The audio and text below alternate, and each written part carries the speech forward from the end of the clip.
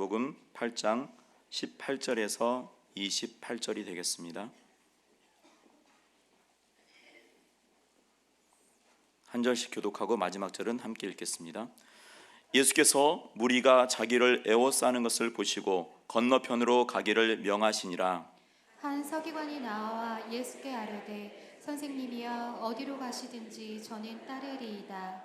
예수께서 이르시되 여우도 굴이 있고 공중의 새도 거처가 있으되 인자는 머리 둘 곳이 없다 하시더라. 제자 중에 또 한 사람이 이르되 주여 내가 먼저 가서 내 아버지를 장사하게 허락하옵소서. 예수께서 이르시되 죽은 자들이 그들의 죽은 자들을 장사하게 하고 너는 나를 따르라 하시니라. 배에 오르심에 제자들이 따랐더니 바다에 큰 놀이 일어나 배가 물결에 덮이게 되었으되 예수께서는 주무시는지라. 그 제자들이 나와 깨우며 이르되 주여 구원하소서 우리가 죽겠나이다. 예수께서 이르시되 어찌하여 무서워하느냐 믿음이 작은 자들아 하시고 곧 일어나사 바람과 바다를 꾸짖으시니 아주 잔잔하게 되거늘. 그 사람들이 놀랍게 여겨 이르되 이가 어떠한 사람이기에 바람과 바다도 순종하는가 하더라. 다 함께 또 예수께서 건너편 가다라 지방에 가심에 귀신 들린 자 둘이 무덤 사이에서 나와 예수를 만나니 그들은 몹시 사나워 아무도 그 길로 지나갈 수 없을 지경이더라. 아멘. 오늘 선교주의를 맞아서 귀한 하나님의 사자를 하나님께서 보내주셨습니다. 오늘 말씀 전해주실 김종국 선교사님은 32년 전 본 교단 최초로 인도네시아 선교사로 파송되셔서 그곳에 인도네시아 복음 장로교단을 설립하시고 32년간 선교사로 사역을 감당하시다가 현재는 우리 고신 교단의 세계 선교회 KPM 본부장으로 섬기고 계십니다. 이 시간 나오셔서 저편으로 건너가자라는 제목으로 말씀 전하실 때에 큰 은혜 받으시길 바랍니다. 우리 박수로 맞이하겠습니다. 할렐루야. 인천 선두교회는 저희 교단에 특별히 선교의 모범을 보이고 또 우리 교단 선교부의 또 이사님으로 우리 광 목사님 또 수고도 하고 계십니다. 저희 KPM 선교사들은 지금 450명 선교사들이 52개국에서 섬기고 있습니다. 부족한 사람이 선교지에서 살다가 이제 한 2달 반째 본국에 와서 굉장히 적응하느라고 날씨부터 시작해서 어려움을 겪고 있습니다. 그래서 참 하나님께서 또 오늘 이 아침에 참 인도네시아 선교에도 모범을 보이고, 제가 안식년 때 잠깐 나와서 신대원에서 가르칠 때 그때 박종덕 선교사님이 제 제자였어요. 또 박 선교사님을 후원하고, 또 지난번에 뚜마방 사랑의 빛 교회 여러분들 개척한 그 율리우스 전도사는 저희 인도네시아 장로교 신학교의 또 제 제자예요. 그래서 특별한 인연을 가지고 또 이 아침에 다니셨습니다.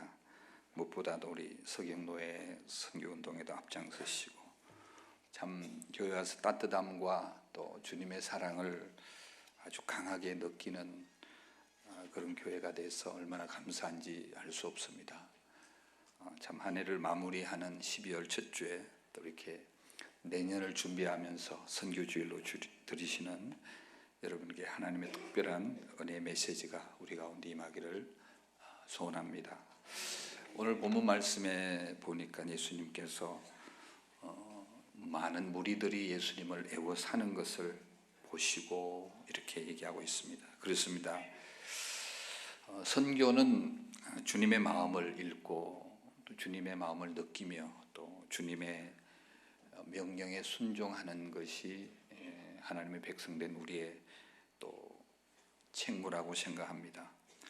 그리스도의 몸으로서의 교회, 또 그리스도의 몸을 갖고 가는 생명의 공동체, 우리 인천 선두교회 믿음의 공동체 안에 오늘도 주님께서 저희를 향한 또 간절한 명령과 또 주님의 소원을 우리가 볼 수가 있습니다. 많은 무리들이 예수님을 애워싸고 있습니다. 예수님께서는 2000년 전이나 지금이나 여전히 많은 사람들이 관심이 되시고 또 많은 사람들이 예수님을 애워싸고 있습니다. 오늘 예수님을 애워 산다는 이 표현은 어쩌면 오늘 이 시대에 교회를 표현하기도 하고 오늘 우리 이 아침에 주님께 예배하러 나온 우리의 모습이기도 합니다. 예수님을 애워싸고 있는 많은 무리를 예수님은 물끄러미 바라보십니다. 오늘 무슨 옷을 입고 나왔나, 아침에 뭘 먹고 나왔나 그렇게 바라보시는 것이 아니라 우리의 마음을, 우리의 중심을 바라보고 계십니다. 물론 우리가 주님께 예배하러 나올 때 우리의 간절한 여러 가지 소원들이 있습니다. 우리의 필요들, 우리 인간적으로 감당할 수 없는 여러 가지 어려움들 주님께 간구하고 우리의 건강 문제들, 자녀의 문제들, 사업의 문제들, 여러 문제들을 가지고 주님 앞에 나옵니다. 물론 신실하신 우리 주님께서는 크고 비밀한 것들로 우리에게 응답하실 것을 약속하셨습니다. 또 응답해 주실 줄로 우리는 믿습니다. 그럼에도 불구하고 우리 주님은 우리가 좀 더 성숙된 하나님의 사람, 성숙된 사람이라는 것은 결국 우리가 예수님의 마음을 이해하는 것을 말합니다. 효자, 효녀라고 할 때 그 효자, 효녀의 정의는 부모님의 마음을 이해하고 부모님의 마음을 함께 나누는 것이 아마 현대인의 효자 같습니다. 그렇게 볼 때 오늘 예수님께서 나오는 그 무리들이 어떻게 보면 자신들의 필요를 위해서 간구하는 것 같아요. 그래서 그 중심을 바라보면서 예수님 한편의 마음에 있는 큰 부담감을 그들에게 토로하고 있습니다. 예수님께서 무리가 자기를 애워사는 것을 보시고 건너편으로 가기를 명하시니라. 명령문으로 나옵니다. 예수님을 향해 나오는 그들에게 그들의 삶의 시선을 자신에게서 이제 저편으로 나아가기를 예수님께서 명령하시는 것입니다. 그렇습니다. 주님의 마음은 교회에만 있는 것이 아니라 교회 바깥에 있는 죽어지 않은 수많은 영혼들에게도 주님의 관심과 주님의 사랑은 펼쳐지기를 소원하고 계시는 것입니다. 신구약 66권의 전 내용을 한 절로 요약하자면 저는 요한복음 3장 16절을 꼽고 싶습니다. 하나님이 세상을 이처럼 사랑하사 독생자를 주셨으니 이는 저를 믿는 자마다 멸망치 않고 영생을 얻게 하려 하심이니라. 이 말씀 속에 아버지 하나님의 마음을 봅니다. 하나님께서 세상에 있는 수많은 영혼들, 잊혀버려진 영혼들까지 사랑하셔서 그 사랑의 지수가 얼마나 높나 하면 아들 독생자까지 내어 주신 바 되어 십자가에 못 박게 하시고 대속의 제물로 주셔서 그 십자가의 제물로 말미암아 우리가 나음을 입고 구원의 영생함을 얻는 이 놀라운 축복의 은혜를 우리는 다 입었습니다. 그런 하나님께서 오늘도 주님 앞에 에워싸고 주님을 찾아 나오는 저와 여러분들에게 우리의 시선을 우리에게서 돌려서 이제는 저편으로 건너가기를 명령하고 계시는 것입니다. 오늘 28절에 보니까 저편, 건너편에 대한 설명이 좀 나오고 있습니다. 또 예수께서 건너편 가다라 지방에 가심에 귀신 들린 자 둘이 무덤 사이에 나와 예수를 만나니 그들은 몹시 사나워 아무도 그 길로 지나갈 수 없을 지경이더라. 이 편을 향하여 삶을 누리고 싶은 저와 여러분들의 충동 속에 예수님께서는 저 편으로 가자고 합니다. 아마 이 편은 평안이 있는 곳이고 이 편은 안전한 곳이고 생존과 삶의 질이 보장되어 있는 곳이고 비교적 행복한 곳입니다. 이 편이 좋사오니 내가 주님을 섬겨도 이렇게 안전지역에서 여유가 있으면 주님을 섬기겠다는 그런 우리의 마음이 있다면 주님은 그 마음을 두드리면서 아니야, 이 편에서 안주하는 것이 우리의 삶이 아니야, 저 편으로 나와 함께 가자고 명령하고 계시는 것입니다. 저 편은 가다라 지방은 오늘날로 말하면 그 북부 요르단 지역의 카트르나라는 그런 지역이고요. 그곳은 우리가 잘 아는 대로 이 중동의 가장 북쪽 지역, 어쩌면 저편은 16억의 잃어버려진 무슬림을 향한 주님의 도전인지도 알 수 없습니다. 오늘 본문에 그곳은 위험한 곳이라고 얘기합니다. 또 그곳은 귀신 들린 자들 2명이 무덤 사이에 있다고 합니다. 여러분들 관심을 그들에게 돌려봅시다. 무덤 사이에서 죽음을 향해 질주하는 두 영혼, 그 두 영혼들이 구원을 받고 예수를 믿는다 하더라도 교회에 들어오면 여전히 부담으로 존재할 그 영혼들, 세상적인 눈을 바라볼 때는 아무런 가치가 없는, 우리에게 부담만 줄 그런 영혼들이라도 우리 예수님의 마음은 그들 속에서 오늘도 찾고 계시는 것입니다. 사랑하는 우리 선두교회 성도 여러분, 오늘 실용주의에 물들어버린 현대인의 가치관 속에는 어쩌면 우리 신앙들도 그곳에 영향을 받지 않을 수 없습니다. 물질이라는 마몬 앞에, 그 힘 앞에 주저앉아 버리는, 그래서 모든 가치관을 경제 논리로 해석하려는 오늘 이 시대 속에서 테크놀로지에, 이 사이버 세계, 스마트폰이나 컴퓨터라는 그 기계 문명 앞에 주저앉아 버리는 오늘 현대인의 노예된 모습 속에서 오늘 아침에 물질의 힘이 아니라 과학의 힘이 아니라 성령의 능력으로 우리의 마음이 회복되기를 주의 이름으로 축원합니다. 이 편에 안주하고 싶은 현대인들, 상대적 빈곤 가운데 오늘도 몸부림치며 나의 삶의 생존의 질을 높이려고 하는 세상적인 유혹과 야망 속에서 주님은 우리의 마음을 주님의 마음으로 회복하고 이 편이 아니라 저 편으로 가기를 도전하고 계시는 것입니다.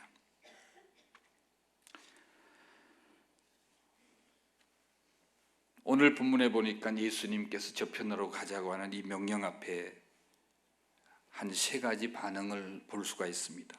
무리들의 반응, 제자들의 반응입니다. 저 편으로 건너가자는 명령은 세계 선교의 명령입니다.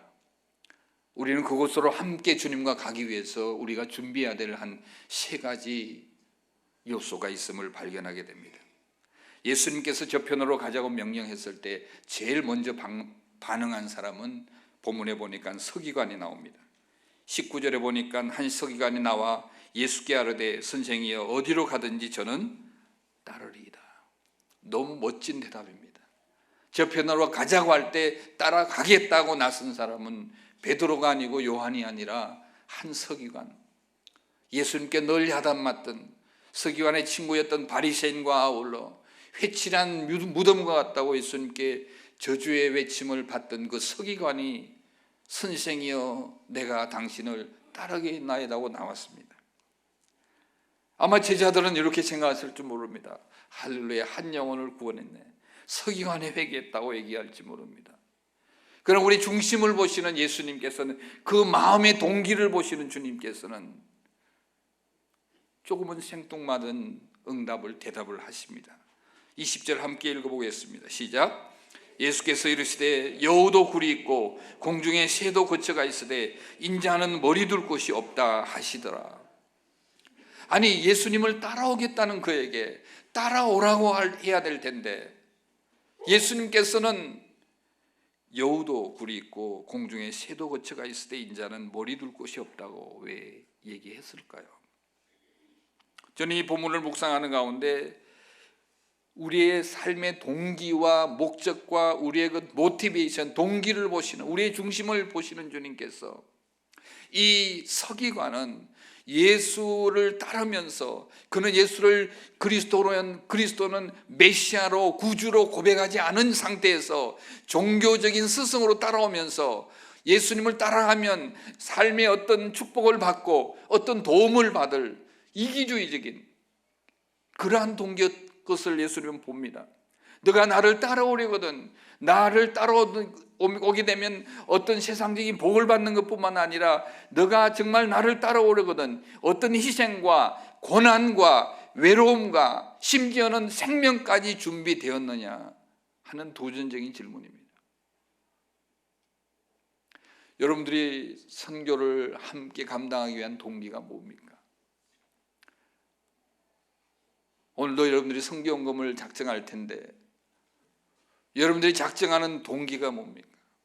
저는 그것을 하나님께 우리에게 깨닫게 하는 사랑의 지수라고 생각합니다.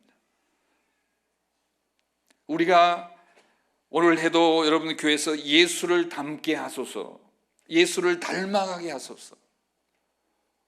너무나 아름다운 표입니다. 오늘 한국교회가 교회 성장이라는 슬로건 속에서 어쩌면 성장은 되었을지 모르지만 또 다른 한국교회 위기를 당하고 있는 이 시점에서 성장보다 더 귀하고 아름다운 것은 성숙이라고 생각합니다. 내가 얼마나 주님의 마음을 깊이 이해하며 내가 얼마나 주님께서 원하시는 삶을 살고 있으며 내가 얼마나 주님께서 나에게 지어주신 십자가를 지고 그 멍에를 지고 주님을 따라가느냐 하는 것입니다. 세계 선교록에 함께 동참하며 주님과 함께 저편으로 간다는 것은 우리의 기도가, 우리의 삶이, 나의 젊음이, 나의 물질이 주님께 어떤 동기보다도 죽음을 향하여 질주하는 나를 구원해 주신 그 은혜에 감격한 그것이 동기가 아니라면 저와 여러분들을 감내하기가 힘든 그 길임을 저는 여러분에게 도전합니다. 한 젊은 건축학도를 불러서 선교제 보내시고 지난 33년 동안 저와 함께 하셨습니다. 아무리 살펴봐도 저에게는 목사나 선교사가 될 자질이 전혀 없습니다. 그러나 불러주시고 나를 구원해 주신 주님의 감격, 그 사랑의 감격에서 오늘 이 시간까지 왔어요. 얼마나 감사한지. 그분의 사랑을 생각하면 다시 태어나도 선교사로 저편을 향하여 부르신다면 언제든지 달려가고 싶은, 나에게 무엇이 있기 때문이 아니라 그분의 사랑이 너무 크기 때문에 그 성숙된 사랑으로 우리가 선교를 감당하지 않으면 우리는 시험받을 만한 너무나 많은 도전들 앞에 서 있습니다. 오늘도 수많은 선교사들이 죽어져 가고 있습니다. 순교의 피를 흘기며 열병으로 죽어져 가고 있습니다. 저희 교단 선교사들도 지난 60주년 선교 행사를 마치고 거의 한 30여 명 선교사들이 병원에 입원을 하고 수술을 하고 암으로 발견되고 결국 천국을 간 동역자들도 있고, 선교의 길은 그렇게 낭만적인 길이 아닙니다. 우리가 선교를 동참한다는 것은 우리 작은 물질을 함께 동참하는 것이 아니라 그 주님의 사랑을 우리 가슴에 어쩔 줄 몰라 하는, 그래서 성령이 너에게 임하면 너희가 권능을 받고, 저는 어떤 권능보다도 큰 권능이 주님의 사랑을 깨닫고 주님의 사랑을 느끼며 그 주님의 사랑을 나누고자 하는 우리의 소원, 우리의 감격, 그 사랑이 넘쳐서 인천 땅을, 대한민국 서울 땅을, 대한민국 땅을, 동남아를, 아프리카를, 예루살렘과 온 유대와 사마리아 땅끝까지 이르러 우리가 흘러보여내야 될, 우리가 어떤 희생과 어떤 고난과 어떤 외로움도 감내하고 흘러보내야 될 것은 그리스도의 사랑, 아가파오적인 사랑, 죽은 자를 살려내시는 아버지의 사랑, 그 사랑을 우리는 나눠야 하는 것입니다. 그렇기 때문에 그 사랑은 이제는 땅끝까지 가서 나누기도 하지만 오늘 우리 주위에도 정말 저편에 있는 영혼들이 얼마나 많은지 모릅니다. 수많은 외국인 노동자들, 다문화 가정들, 오늘도 죽음을 향해 질주하며 영적으로 굶주림과 육적으로 굶주림과 이 겨운 추월에 굶주림에 떠는 수많은 영혼들, 그들에게 우리의 나눠야 될 것은 선두교회 교인을 하나 더 만드는 것이 아니라 그리스도의 사랑이 그들의 놀라운 구원과 감격의 역사가 그들의 삶 가운데 이루어질 수 있는 그 일에 저와 여러분들이 쓰임을 받는다면 얼마나 주님이 기뻐하실까. 선교는 프로젝트가 아니고 사업이 아니고 영혼을 살리고 그 영혼을 양육하고 하나님의 교회로 세우고 그 교회가 또 다른 영혼을 구하는 승교하는 교회로 나아가는 그 일에 선두교회가 아름답게 사용되기를 주의 이름으로 축원합니다. 두 번째 우리가 준비해야 될 것은, 첫 번째는 동기에 우리의 바른 동기, 사랑의 동기로 해야 된다는 것이고, 두 번째는 우선순위의 문제입니다. 프라이오리티, 우리의 삶의 우선순위의 문제입니다. 21절에 보니까 제자 중에 한 사람이 이르되 주여 내가 먼저 가서 내 아버지를 장사하기에 허락하옵소서. 예수님께 이렇게 대답하십니다. 함께 읽겠습니다. 예수께서 이르시되 죽은 자들이 그들의 죽은 자들을 장사하게 하고 너는 나를 따르라. 황당한 대답입니다. 예수님의 제자예요. 생명을 놓여놓고 예수님과 함께 저편으로 가는 제자인데 아버님이 돌아가셨다는 부고 소식을 들었습니다. 인간적으로 마음의 슬픔 가운데 예수님께 갔습니다. 위로를 받고 싶었는지 모릅니다. 예수님, 내가 당신을 따라서 저편으로 함께 가는데 아버님의 상을 당했는데 가서 장사를 지내고 와야 되겠대요. 너무나 당연하게 예수님은 위로의 기도를 해주셨을 겁니다. 예수님은 필요하다면 정말 조의금도 드려야 했을 겁니다. 그럼에도 불구하고 예수님의 대답은 가지 말라는 거예요. 아버님이 돌아가셨는데 그곳이 가지 말라는 거예요. 이 본문을 우리가 어떻게 해석하겠어요?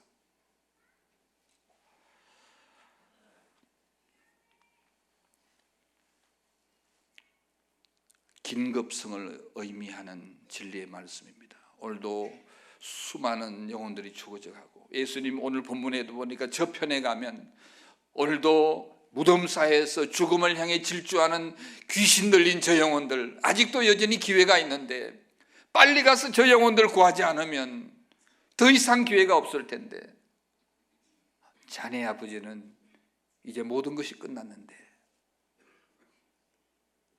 얼마나 주님께서 긴급하게 우리에게 부르는지 알 수 없습니다.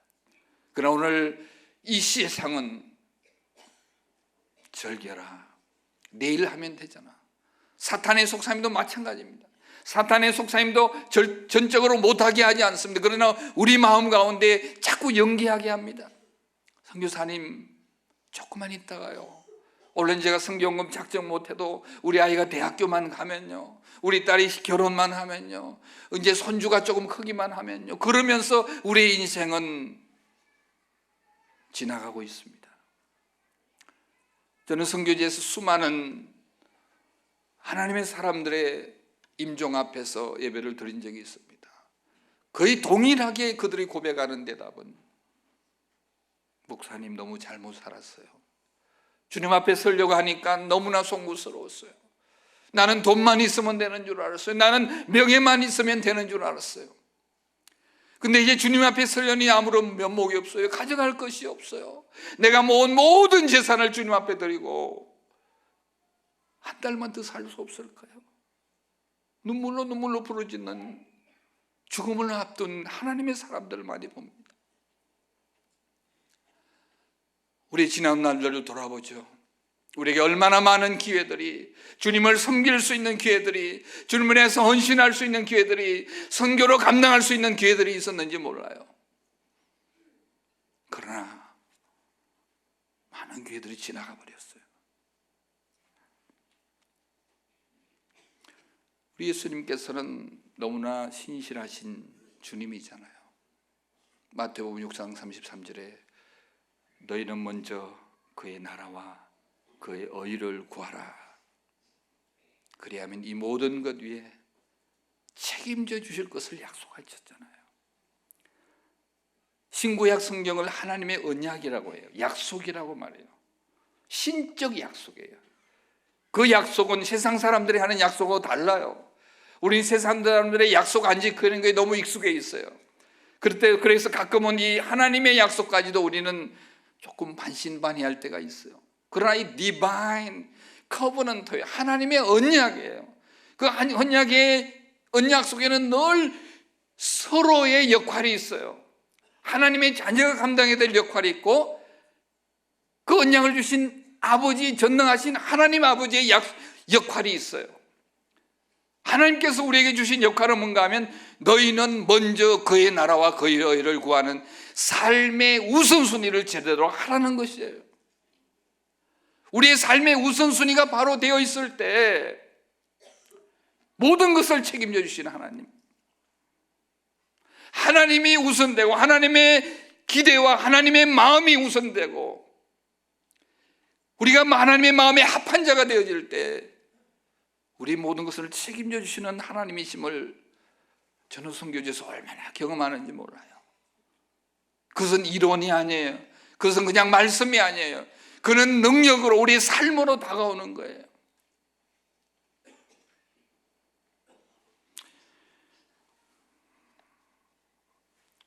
지금 전 세계가 IS 테러리스트를 통해서 공포에 휩싸여 있습니다.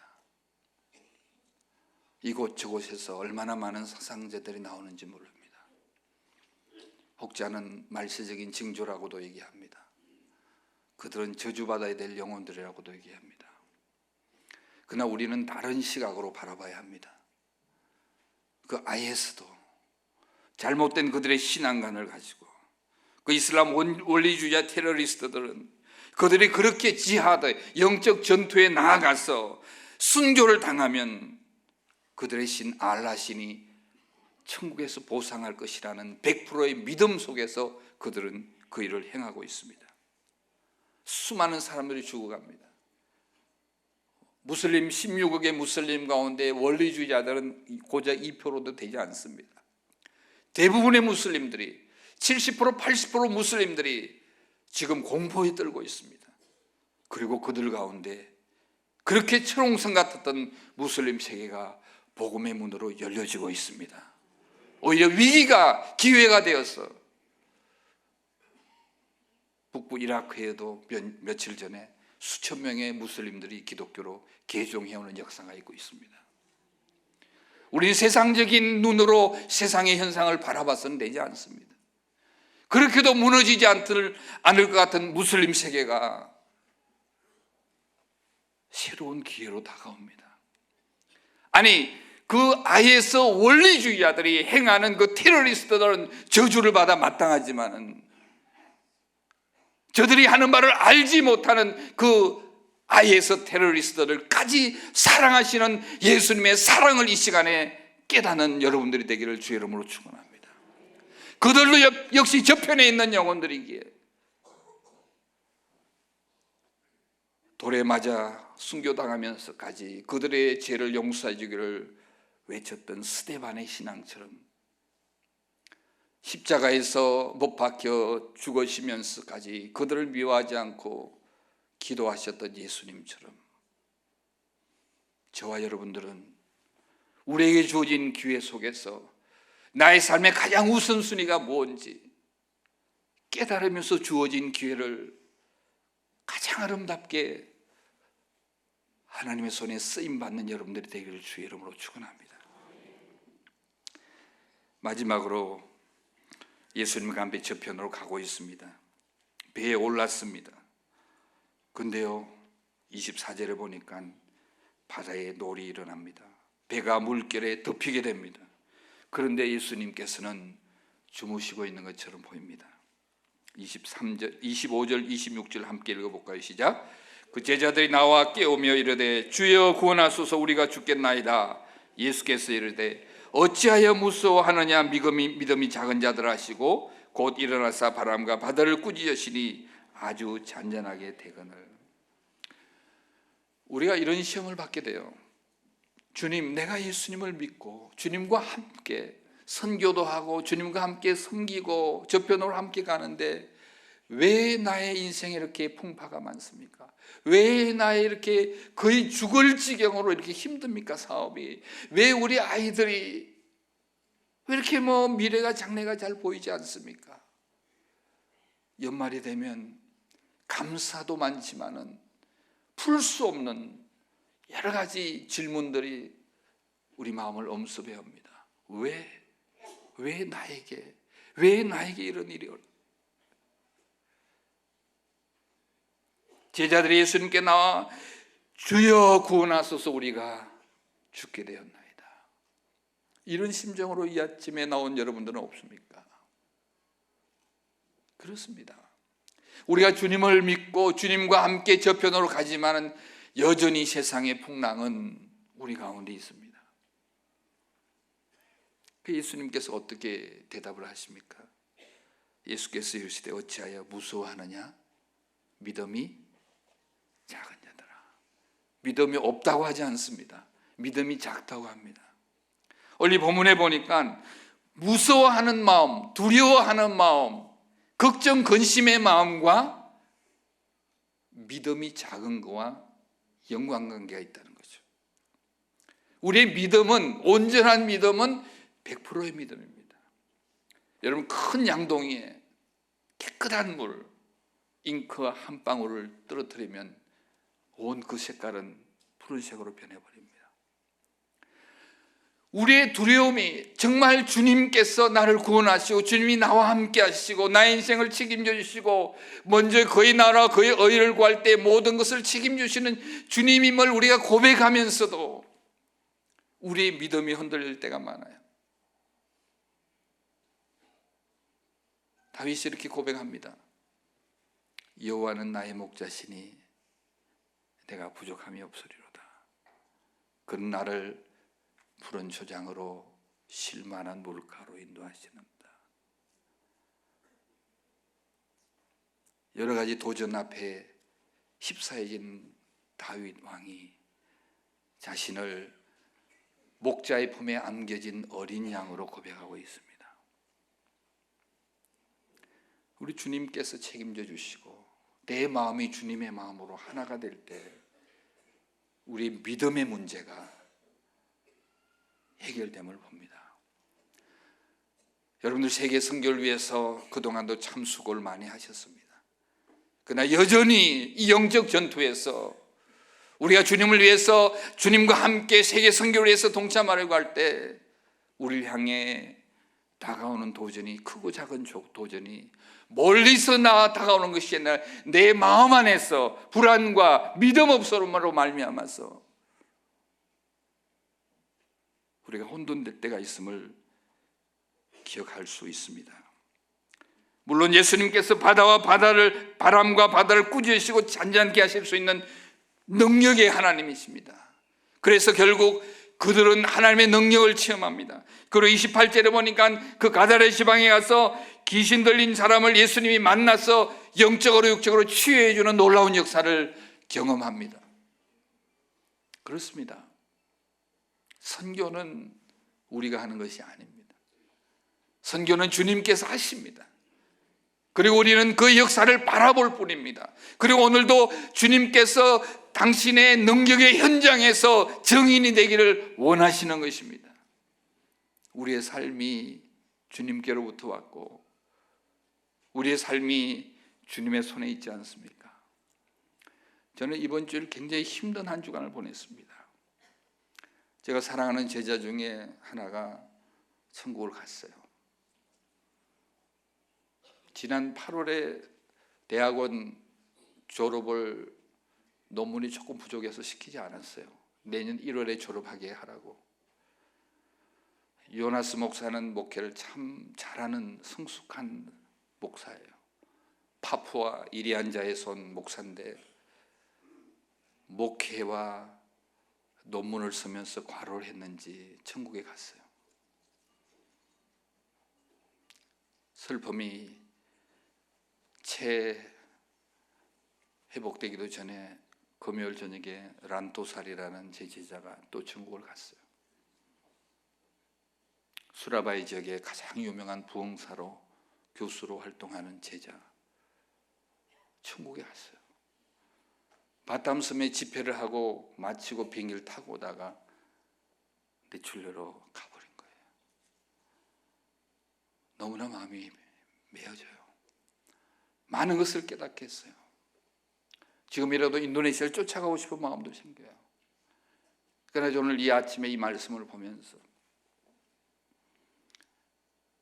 여러분도 함께 일해, 저편으로 간다는 그 일에 우리가 더 이상 넣기 전에 주님의 사랑을 가지고 믿음을 가지고 선도교회가 그 일을 감당하기를 원하시는 주님의 명령 앞에 여러분들의 반응을 요구하고 있습니다. 여러분들에게 있어서 저편의 영혼은 누군지 저는 알 수 없습니다. 여러분들에 있어서 저편이라는 공간은 어딘지 알 수 없습니다. 그러나 오늘도 천하보다 귀한 한 영혼을 찾으시는 주님의 그 마음이 우리 마음의 우선순위가 되기를 주 여러분으로 축원합니다. 성경헌금을 작정하는 그 작정하는 여러분의 손길 위에 무엇보다도 이 주님의 깨달음의 사랑의 동기와 우리의 삶의 우선순위, 믿음으로 나아가는 복된 여러분 되기를 주 이름으로 축원합니다.